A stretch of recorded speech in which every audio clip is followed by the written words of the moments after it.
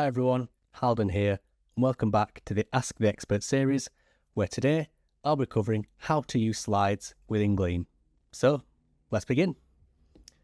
First of all, let's create a new event using the New Event button in the top left-hand corner here.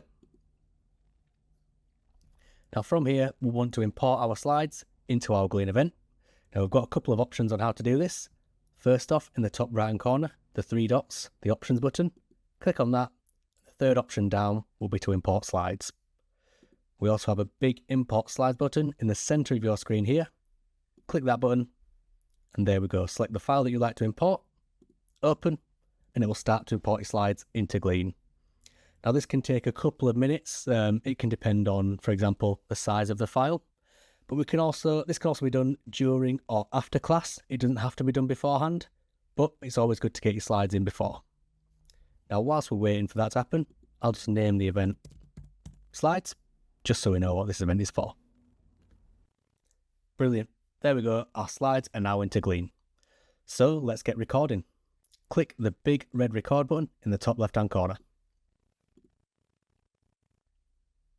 And as you can see, it will post the first slide in your notes section in the middle and in the audio section on the right-hand side. To navigate the slides, if you come to the left-hand side of the screen, underneath where your slides are posted, you'll see a couple of buttons.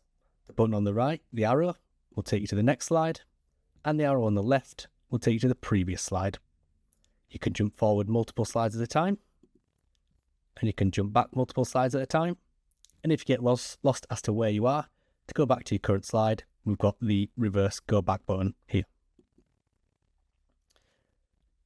To post the next slide, simply click Post Next Slide in the center underneath your slides. And as you can see, it will post slide 2 in the notes section and in the audio section on the right hand side. We don't have to post our slides in order. We can jump forward a couple of slides. For example, to slide number 5, click Post Slide, and there you go. Post a slide in the notes section and in the audio section. Again, we can jump back a couple of slides, slide 3, and we can click the Post Slide button to post a slide there. To go full screen on your slides, just above where your slides are, to the left of your notes, there'll be a little square. If you click on that, it will maximise your slides. To go back to normal, in the top right-hand corner, you'll have a Minimise button, or you can click Escape, and it will take you back to the normal event space. To post the text from your slide, simply click on the little box next to the right of the fast forward button, and it will post the text from the slides within your notes. As you can see, it will post the text just below the note of the slide.